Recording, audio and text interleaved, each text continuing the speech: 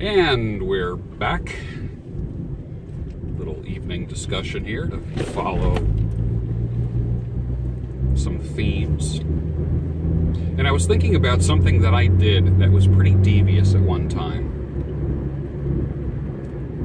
I'll never forget, I went to a networking event, which I like to go to, getting business cards, handing out business cards, and so forth. And I do that to get business. As a matter of fact, I've got my new business cards. I don't have them with me, but I got an idea. The guy gave me this business card. It's a poker chip, like 2.5 years ago. It's like a real poker chip. But like, how badass is that? Out of all of the business cards that I've gotten in the past 2.5 years, let me show the gang this. What's it worth? Nothing. He's a marketing dude, you can see that there. And out of all the business cards that I've gotten over the years, they've all gotten chucked except this one here. And I'm like, wow, you know what? Maybe I should take that as a hint and get my business cards or my information printed on a poker chip and just have a pocket full of poker chips. And that way no one's going to throw them out, because my regular business card, you know, has my, when I had the big beard and the information on the back. So, and I'm not, you know, I'm not foolish enough to think that everyone hangs on to my card. So I go to this networking event, and, you know, there's people handing out cards, exchanging cards, talking to each other. You just kind of, rather than just orbit around one person or stay with one person, the goal is to network and literally get as many contacts as you possibly can. And I do that. I do what a lot of people call work the room. And I'll never forget, there was this one dick there, and he was a dick. Just a cocky mother. I couldn't stand him. I could just tell. And the idea is to just like be friendly. I was always taught, when you go to a place like that, be the friendliest guy in the room. Not the flirtiest guy, the friendliest guy. That way you benefit from everybody. And you're not creating walls between you and people. But there was this one dude there, and I'll never forget what I did. I don't know, I'll give him a name or something. So we're talking, we exchange cards, and I get his card, and I just knew I was never going to do business with the guy, and I knew I couldn't stand him. So 1 week later, I went to one of the biker bars that I go to, and the biker bar, you've been with me to the various biker establishments, and they're not known for the most beautiful women in the world. They're known more for their music than anything else, okay? So, and good tavern food, you know, that kind of thing. So I'll never forget, there was this woman sitting at the bar. She came up and sat next to me at the bar. And at the most, she might have been a 2 on a scale of 1 to 10. And I'm a friendly guy. I'm a friendly guy. I don't reject people because of the way they look. And we just started chatting. Just, you know, friendly chatting, whatever. And she says, well, hi, my name is Marie. And I said, hi, Marie, my name is Dave. The name of the guy that I met a week earlier at the networking event. And we started chatting, and by the end of the night, I gave Marie my business card with Dave on it. The guy that I met a week earlier. I said, my name's Dave. Call me anytime. I'd love to hear from you. And she goes, I will do that. And I got I got this grin on my face, because I know he got a call within 24 hours, or possibly even before the night was over with. And this happened a while ago, and it was very devious of me. And I completely repent of that. But it would have been better if he got to see her and not just spoke on the phone. You know what I mean? Since she was so bad looking. I can just imagine how that phone call went when she finally called Dave. Have you done anything devious? Oh, plenty of things. Give us an example. But not that I want to talk about. Well, keep everything anonymous. Go ahead. It's all right. You can do that. Plus, you look really good tonight, so. I like the color of the lipstick. It's different. It's a little darker now. I can tell. It's not as popping bright as the one a couple weeks ago. All right. So what's your devious story? It's the same lipstick. Is it? Mm-hmm. You're wearing it different. Men are colorblind. Are they? Now we can go off on that subject if you want, because men are really colorblind. All right. They are. Did you know that? It looks like a different color, honestly. Really? Maybe because your hair is down. Because last time you wore that, you had that Robert Palmer thing going on. And it could have been a brighter. The sun's at a different angle today. Yeah. Seasons are changing. Yeah. Oh, folks. Yes, the seasons are. Oh, junk on the side of the road. Dang. Stop. Holy crap. All right. So what's your story? Give us a good story. I don't really have any. I never done anything devious. Never. Never. Never. Never. Really? Mm-mm. Well, if you were going to do something devious, what would you do? Karma comes back, and I always remember that, so I try to live by that rule where...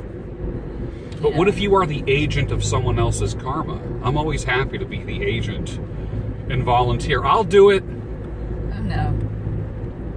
No. Mm-mm. So you've been an angel your whole life. I got something caught in my throat. Hold on. Bullshit. I can't recall right now. All right. If I ever did anything devious, I really don't believe I have. Okay. I'm a kind Hey, person. fair enough. Absolutely fair enough. All right. So, what do you think of my story of deviance? Was that devious? Do you think?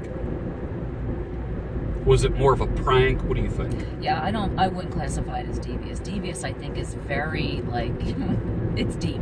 You know, devious behavior can be very cutting and harmful to somebody, and I think that was a prank. More of a prank. That was like a real prank, which Gotcha. if you could have seen her face, it would have been even better. Yeah. It would have been like, holy shit. I would have loved it. I would have loved to hear the phone call. And she's like, oh, hi, this is Marie. You know, we met the other night, and he's like thinking, you know. Or maybe curiosity got the better of him, and he decided, well, hell, I mean, I don't know how this happened, but I'm willing to meet her. And, you know, because a lot of times, you know, voice, I mean, you don't know what someone looks like by their voice. Right.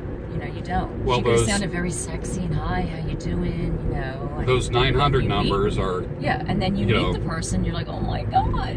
Remember those, like, sex lines people would call, and it was like a fat, unattractive woman with rollers in her hair in a trailer park or something. Just doing her job. Yeah. I have good radar for men on the phone, though, that I've never met before. Yeah. Like, I have a really good way of interpreting their voice to their looks. And I'm usually spot on. I'm usually right about it. Is that right? When I meet them, I'm like, I knew it. He right, sounds feminine, he's going to look feminine. Or what do he's you got think that real of, deep voice, and he's husky. What do you think of my voice? I love your voice. You do, really? I do. Son of a gun. I do. Well, I like it. I like your voice as well. You have a slight accent from Albany, New York. Well, I work really hard at getting rid of that. But it's nice. Why would you want to get rid of it? Because I like North American neutral. I don't want anyone to guess where I'm from based upon how I sound. Yeah. Got enemies back in New York? No. That's George. I recognize that accent. That's funny. That is funny. Well, I guess it's a Philadelphia accent. Big time. Oh, big time. In a room full of people. You can tell. I could hear that Philly. I could hear that Philly accent from across the room. And I don't like it because for women especially, it sounds kind of hard. It can be hard. Is that right? You think? Don't you think? I don't know if I would call it hard. I mean, that's not the word, but It's got. it's not like a street sound, but it's not a mild-mannered wallflower of a woman sound. Exactly. Right. My mom got me this lavender Dr. Bronner's hand sanitizer. And apparently it's got stuff in it that it's not a hormone disruptor or endocrine disruptor. So God forbid. It's not like my testicles are going to shrink if I use it, like most fragrant kind of most things that have fragrances in them are endocrine disruptors, hormone disruptors. So I've learned to stay away from those things, those products, the shampoos. I want my ecosystem and my endocrine system to exactly be cool to me. Yeah. I mean, when you I think don't want it about jumping all over the place. when you think about the junk that's in the stuff that we put on our bodies, you know, there is Parabens. well, think about this. There's many methods of medicine administration. You can take something PO, which means per oral. You can take something IV, which means intravenous. There is, what's the one under the tongue? Sublingual, they call that. And then there's ID, which is intradermal, which is like the patch when people who are trying to quit smoking, they have a patch. Or people with heart problems will put a patch on. And what they discovered, obviously, years ago, was that the skin absorbs everything that you put on it. So with that in mind, when you think about the crap that we put on our bodies, and our innocent skin is just absorbing all of that, it makes you want to read the ingredients on the bottles and boxes of all the crap that we put on our bodies. And sometimes it's more expensive. Sometimes it takes twice as long to shop for things. But I think it's worth it. What do you think about that? Absolutely. I'm a big label reader anymore. When I shop, it takes me twice as long. Yeah. Because I'm reading all the labels. Yeah. Yeah, that's when I started reading labels, it was twice as long, yeah. And you start recognizing the poisons in food, like the garbage. Like how many years, you know, did we eat stuff with high fructose corn syrup, and then we started seeing that it's really poison for the body, you know? Like now bread. You buy a loaf of bread, and it's got high fructose corn syrup in it. And I'm like, wait a minute. When I've made bread, flour, water, salt, yeast. That's it. You know, unless it's a sweet bread or a cinnamon bread or something like that. But just like everyday sandwich bread has high fructose corn syrup in it. Isn't that amazing? We were talking about that the other day with tomato pies, and how one of the reasons why they're so addicting is, what do you think? What did you say? The sugar. The sugar. Sauce. And you wouldn't think there's sugar in those things. But you can't just eat one piece. It's one of those things where you just, like, you'll devour like 6 pieces. Not me. Not I you? don't like it, no. Really? Well, you trained yourself to not like it? I don't like bread. Okay. So, and anything bready, doughy. You are not a big bread eater. I can No. attest to that. No, but, you know, it's disgusting to me that they would put added sugar to tomato sauce, which has sugar in it already. Yeah. Add more. Yeah. Just to, I don't know. I just, it's gross. I wouldn't do it. And I wouldn't eat it. Well, folks, this is the end of our discussion. Just some random thoughts about deviants, pranks, tomato pie, and Hand sanitizer. hand sanitizer. So, have a good night, everyone. Good night. Thanks.